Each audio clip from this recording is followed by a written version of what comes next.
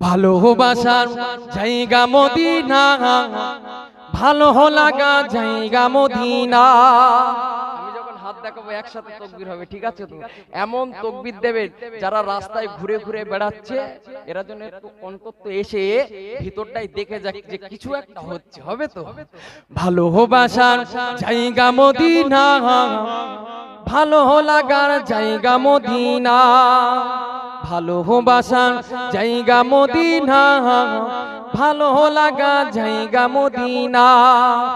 এত সুন্দর জায়গা কোথাও দেখি না, এত সুন্দর জায়গা কোথাও দেখি না, সাজিয়েছেন দয়াল রব্বানা।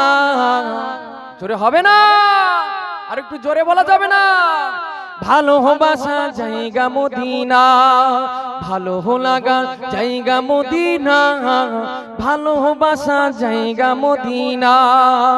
মদিনা শরীফে নূরের খাজিনা, মদিনা শরীফে নূরের খাজিনা, আশিক ছাড়া অন্য বোঝে না।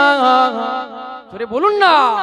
ভালো লাগা জায়গা মদিনা, ভালোবাসা জায়গা মদিনা, ভালো লাগা জায়গা মদিনা। একদিন কবর যাব কেউ তো যাবে না, একদিন কবর যাব কেউ তো যাবে না, যাবে হে আমার শাহে মদিনা। জোরে বলুন না। ভালো লাগা জায়গা মদিনা, ভালোবাসার জায়গা মদিনা, ভালো লাগা জায়গা মদিনা। যতই দরুদ পড়ে তৃপ্তি মেটে না, যতই দরুদ পড়ে তৃপ্তি মেটে না, সুন্নতেও শান্তি থাকে না।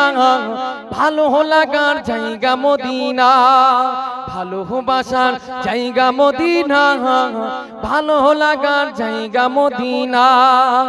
আমার জীবনে অনেক বেশি গোনা, আমার জীবনে অনেক বেশি গোনা, তাই হাবিবের কদম ছাড়বো না। একসাথে বলুন না, রাসূলুল্লাহর কদম ছাড়া যাবে নাকি? দুনিয়ার বুকে বিবির জন্য বাজার থেকে উমদা উমদা জিনিসগুলো আনছেন, ঠিক কিনা? জি, সন্তানের জন্য দুতলা তিনতলা বাড়ি করে দিচ্ছে, খাতি দেওয়ার ভয়তে। সন্তান আপনার বুড়ো বয়সে খেতে দেবে কি দেবে না, সেই ভয়তে দুতলা বাড়ি হয়ে যাচ্ছে। অথচ দেখা যাচ্ছে বুড়ো বয়সে ছেলে দেখেই না, ঠিক কিনা? জি, মনে রাখতে হবে, যার জন্য আপনি সব করছেন, সন্তান বলেন, বিবি বলেন, ভাই বলেন, বোন বলেন, কেউ আপনার কাজে আসবে না। আসবে কে? সাফায়াত করবে কে? সুপারিশ করবে কে? আমার আপনার হাবিব। জোরে বলুন। তাই কবি কি বলছে? আমার জীবনে অনেক বেশি গোনা, আমার জীবনে অনেক বেশি গোনা, তাই হাবিবের কদম ছাড়বো না। ভালোবাসার জায়গা মদিনা, ভালো লাগা জায়গা মদিনা, ভালোবাসার জায়গা মদিনা।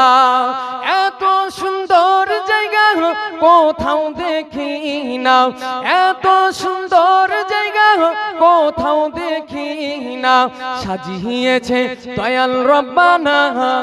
ভালোবাসার জায়গা মদিনা, ভালো লাগার জায়গা মদিনা, ভালো লাগা জায়গা মদিনা। আল্লাহুম্মা সাল্লি আলা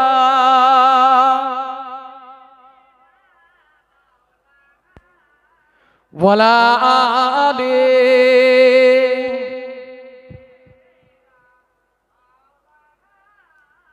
সাল্লাল্লাহু আলাইহি ওয়াসাল্লাম। হাজিরানে মজলিস।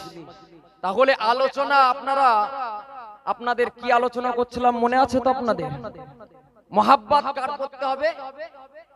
রাসূলুল্লাহ। আর সাথে সাথে আল্লাহর ইত্তেবা অনুসরণ আমাদের ভিতরে রাখতে হবে, ঠিক কি না? জি, কিতাবের মধ্যে এসে ইসলামটা অত সহজে কিন্তু আমরা পাইনি, পেয়েছি নাকি? অত সহজে পাইনি, খুব কষ্ট করে। আজ আমি আপনি যে এত সুন্দর প্যান্ডেলের ভিতরে এত সুন্দর লাইটিং মাইক আপনার রয়েছে, এত সুন্দরভাবে এই যে বসার জায়গাটা আমি পেয়েছি, এটা রাসূলুল্লাহর জামানায় ছিল না। রাসূলুল্লাহ দ্বীনকে প্রচার করার জন্য, ইসলামকে প্রচার করার জন্য বেঈমান বেদিনদের কাছ থেকে রাসূলুল্লাহর অত্যাচারিত হতে হয়েছিল। রাসূলুল্লাহর গায়ে থুতু ছুঁড়ে ছুঁড়ে মেরেছিল, পাথর ছুঁড়ে ছুঁড়ে মেরেছিল, মাটি ছুঁড়ে ছুঁড়ে মেরেছিল। কত সহজে কিন্তু ইসলাম আসেনি। কিতাবের মধ্যে এসে আল্লাহ পাক রব্বুল আলামিন যখন রাসূলুল্লাহর নবুয়াত দিয়ে দিলেন, গোপনে গোপনে গোপনে গোপনে 3 বছর রাসূলুল্লাহ ইসলাম প্রচার করলেন। যে বেশ কিছু জনের একটা জমায়েত তৈরি হয়ে গেল। আল্লাহ পাক রব্বুল আলামিন বললেন, হাবিব আপনি এবার প্রকাশ্যে ইসলাম প্রচার করুন। আল্লাহ কি বললেন? ফাসদা বিমা তুমার ওয়া আরিদ আনিল মুশরিকিন। আল্লাহ পাক রব্বুল আলামিন বলছেন, হাবিব আপনাকে যেটা ঘোষণা দেওয়া হয়েছে আপনি সেটাকে কি করুন? প্রকাশ করুন। তবে এই ইসলামটা প্রকাশ করতে গিয়ে অনেক বাধা আপনার আসবে। মক্কার বেঈমান বেদিন কুফার কুরাইশেরা আপনার অনেক বাধা সৃষ্টি করবে। আপনি মুশরিকদেরকে পরোয়া করবেন না, আপনি মুশরিকদেরকে পরোয়া করবেন। আল্লাহ পাক রব্বুল আলামিন আরো জানিয়ে দিলেন, ওয়াকুল ইন্নী আনান নাযিরুল মুবিন। আল্লাহ পাক রব্বুল আলামিন বললেন, হাবিব আপনি জানিয়ে দিন আপনি হলেন প্রকাশ্য সতর্ককারী। জোরে বলুন সুবহানাল্লাহ। আর একটু জোরে হবে না? আল্লাহ পাক রব্বুল আলামিন অপর একটা আয়াতের মধ্যে বলছেন, ওয়াকফিদ জানাহাকা লিমান তাবিআকা মিনাল মুমিনিন। হাবিব আপনাকে যারা অনুসরণ করবে, আপনাকে মেনে নেবে, আমি আল্লাহ জানিয়ে দিলাম আপনি তাদের সাথে কোমল আচরণ করুন, সৌহার্দ্যপূর্ণ আচরণ করুন। জোরে বলুন সুবহানাল্লাহ। আল্লাহ পাক রব্বুল আলামিন যখন এমন কথা বলল, আল্লাহর নবী সাফা পাহাড়ের উপরে উঠে গেলেন। মক্কার সমস্ত জাতিদেরকে, গোত্রদেরকে নাম ধরে ধরে ধরে ধরে সাফা পাহাড়ের সামনে হাজির করলেন।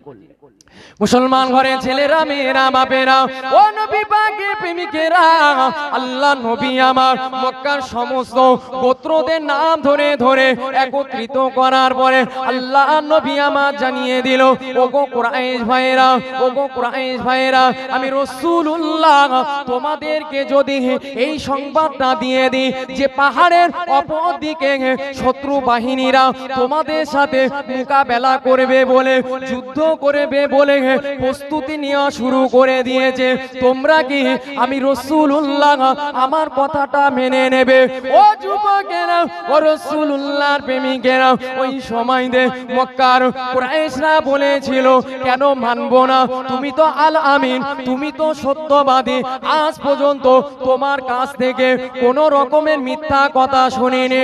ও যুবকেরা, ও রাসূলুল্লাহর প্রেমিকেরা, ওই সময়তে আল্লাহ নবী আমার, আল্লাহ নবী আমার কুরাইশদেরকে বলেছিলেন, ওগো কুরাইশ ভাইরা, ওগো ভাইরা, শুনে রেখে দাও, জেনে রেখে দাও, আমি রাসূলুল্লাহ তোমাদেরকে এমন একটা শাস্তির ব্যাপারে সতর্ক করতে যাই, তোমরা কি আমি রাসূলুল্লাহ আমার কথাটা মেনে নেবে? ও যুবকেরা, ও রাসূলুল্লাহর প্রেমিকেরা, ওই সময়তে মক্কা বেঈমান বেদিন কুফার কুরাইশরা বলেছিলেন, হ্যাঁ হ্যাঁ অবশ্যই মেনে নেব, বলো দেখি তুমি কোন বিষয়ে আমাদেরকে সতর্ক করতে যাও। ও যুবকেরা, ও রাসূলুল্লাহর প্রেমিকেরা, ওই সময়তে আল্লাহ নবী বলেছিলেন, আমার কুরাইশ ভাইরা, তোমরা যে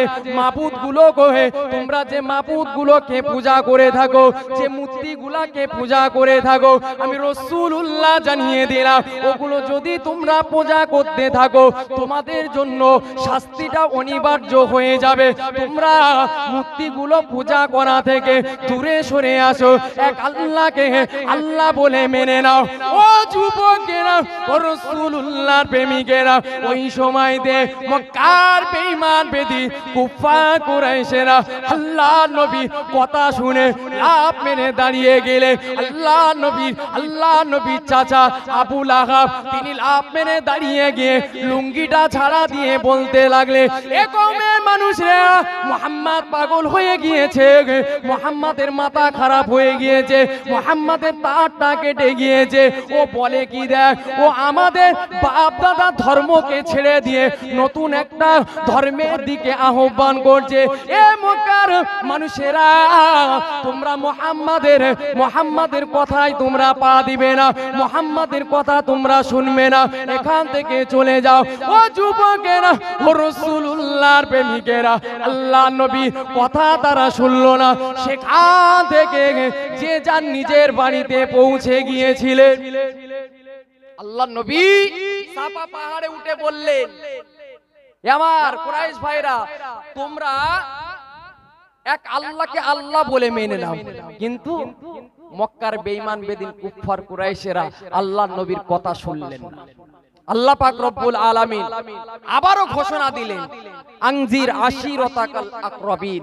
আল্লাহ পাক রব্বুল আলামিন বলছে, হাবিব এক কাজ করুন, আপনি সর্বপ্রথম আপনার নিজের কওমের কাছে, নিজের আপনজনদের কাছে আপনি এই শাস্তির ব্যাপারে তাদেরকে জানান, সতর্ক করুন। আল্লাহ নবী হযরতে আলী রাদিয়াল্লাহু তাআলা আনহু তানাকে ডাকলেন। আল্লাহ নবী বললেন, বাবা আলী, একটা বাজার থেকে ছাগলের রান কিনে আনো। বাবা আলী, এক মিষ্টি শস্য নিয়ে আসো।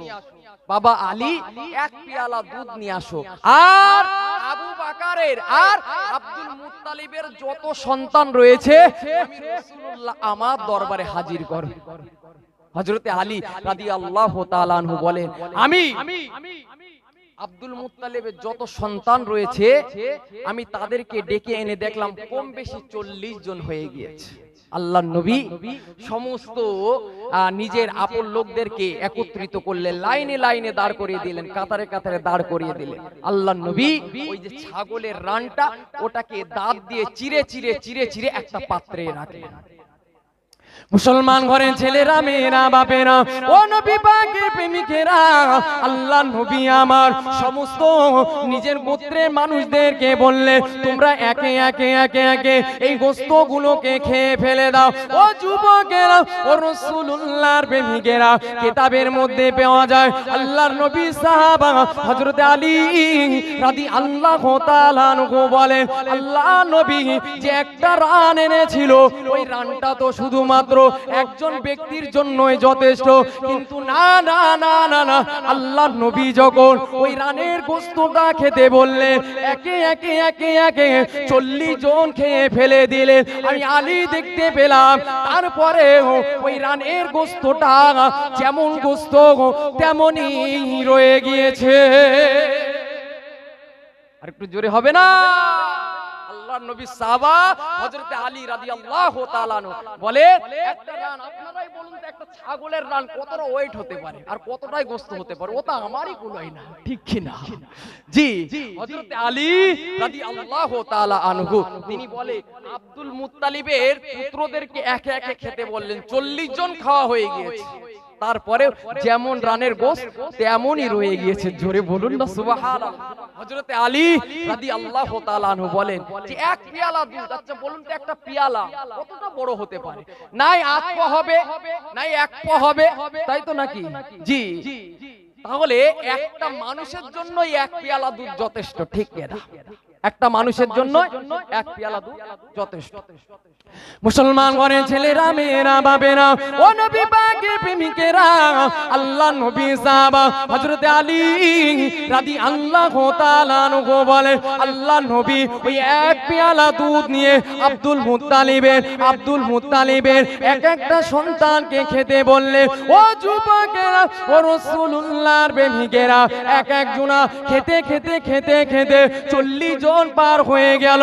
হযরত আলী বলেন, তারপরে পেয়ালাতে যেমন দুধ তেমনই অবস্থায় রয়ে গিয়েছিল।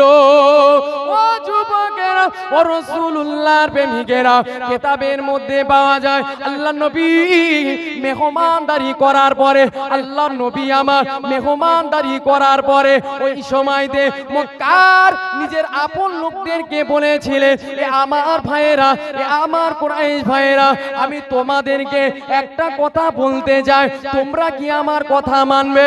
ও যুবকেরা ও রাসূলুল্লাহর প্রেমিকেরা, কিন্তু না না না না, নিজের চাচা আবু লাহাব আল্লাহর নবীর সর্বদা সর্বসময় বিরোধিতা করেছিলেন, যে বিরোধিতাটা কখনো হযরত আবু বকর করেনি।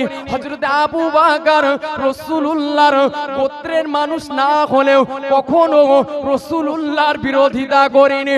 ও যুবকেরা ও রাসূলুল্লাহর প্রেমিকেরা, আল্লাহ নবী যখন নিজের কুরাইশ ভাইদেরকে বললেন, ওগো কুরাইশ ভাইরা, আমি রাসূলুল্লাহ তোমাদেরকে একটা কথা বলতে চাই, তোমরা কি মেনে নেবে?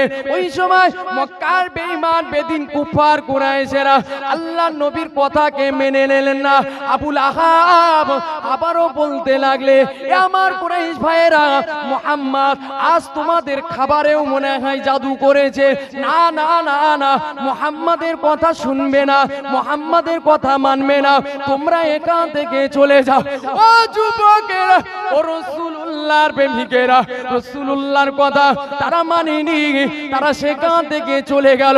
আল্লাহর নবী আবার একদিন এমন একটা ভোজের আয়োজন করলেন, আবার ভোজের আয়োজন করলেন, তাদেরকে খাওয়া দাওয়ার ব্যবস্থা করলেন, তারা খাওয়া দাওয়া করে নিলেন। আল্লাহর নবী যখন আবারও তাদের কাছে ইসলামটা প্রচার করতে যায়, আল্লাহর নবী আবারও যখন দিনের দাওয়াতটা দিতে চায়, ওই সময়তে আবু লাহাব নিজের চাচা রাসূলুল্লাহকে বিরোধিতা করেছিল। ও যুবকেরা ও রাসূলুল্লাহর প্রেমিকেরা, আল্লাহর নবী আমার নিজের চাচাকে বলেছিলেন, ওগো চাচা, ওগো চাচা, আমি তোমার আপনজন, আমি তোমার আপনজন, আমি কোনো অন্য কেউ নাই। ওগো আমার চাচা জান, আমি সর্বদা সর্বসময় তোমাদের কল্যাণ চাই, দুনিয়া ও আখিরাতে আমি সর্বদা সর্বসময় কল্যাণ চাই। আমার আল্লাহ পাক রব্বুল আলামিন আমাকে তোমাদের জন্য কল্যাণ দিয়ে পাঠিয়েছে।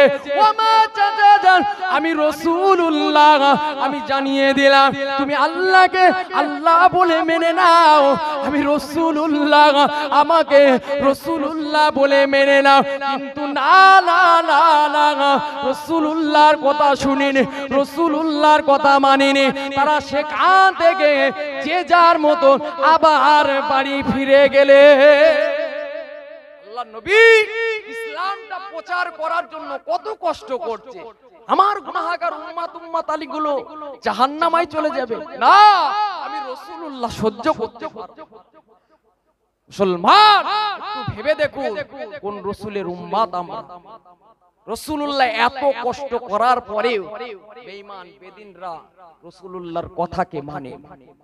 আল্লাহ পাক রব্বুল আলামিন বলছে, হাবিব আপনি কষ্ট পাবেন না, হাবিব আমি আল্লাহ জানিয়ে দিলাম, কুল আতিউল্লাহ ওয়ার রাসূলা, আপনি গোটা বিশ্ববাসীকে জানিয়ে দেন যে আপনি রাসূল, আপনার ইত্তেবা অনুসরণ করতে হবে, আমি আল্লাহ আমার ইত্তেবা অনুসরণ করতে বলুন। যদি না করে ফাইন তাওয়াল্লাউ ফাইনাল্লাহা লা ইউহিব্বুল কাফিরিন। আলামিন বলছেন আপনি ওদেরকে এটাও জানিয়ে দেন, যদি তারা আমি আল্লাহ আমার ইত্তেবা অনুসরণ না করে, আপনার ইত্তেবা অনুসরণ না করে, আমি রাসূল আমি আল্লাহ জানিয়ে দিলাম, আপনি ওদেরকে বলে দেন আমি আল্লাহ কাফেরদেরকে ভালোবাসি না। অর্থাৎ আমার আল্লাহ পাক রব্বুল আলামিনের এই আয়াত দ্বারাই বুঝতে হবে, আমার আল্লাহ নিজে জানিয়ে দিয়েছে, আমি আল্লাহ, আমার আল্লাহ নিজেই জানিয়ে দিয়েছে যে তোমরা আল্লাহ আল্লাহর রাসূলের ইত্তেবা অনুসরণ করো, আল্লাহ আল্লাহর রাসূলের ইত্তেবা অনুসরণ করো। রাসূল যেটা তোমাদেরকে বলেছে তোমরা মেনে নাও, রাসূলের আদর্শকে তোমরা মেনে চলো, রাসূলের আখলাককে মেনে চলো। রব্বুল আলামিন আমাদের সকলকে মানা তৌফিক দান করে। সকলে বলি আল্লাহুম্মা আমিন। দরুদ শরীফ, আল্লাহুম্মা সাল্লি আলা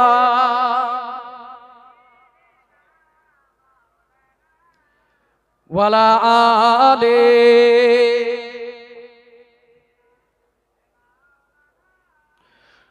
তুমি যদি কভু দেখা দাও হে অনন্য, তবে হবে হবে জীবন আমার গো ধন্য। জোরে হবে না? তবে হবে হবে জীবন আমার গো ধন্য। কাটাতে পারি আমি লক্ষ কোটি বছর, দুঃখের ঝর্ণা দ্বারা দুনয়নে অঝোর, পাই যদি দেখা সামান্য, তবে হবে হবে জীবন আমার গো ধন্য।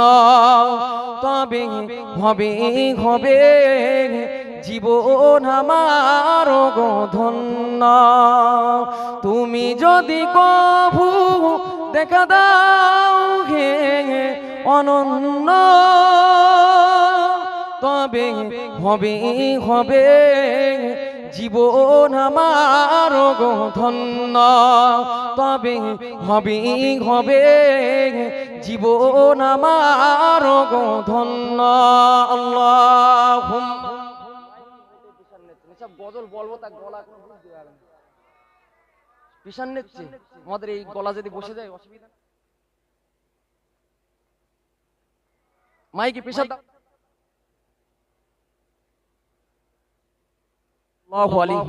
হাজিরানে মজলিস, আমি গুনাহগার, সংক্ষেপে আলোচনা করলাম, আপনারা কেউ কষ্ট পাননি তো?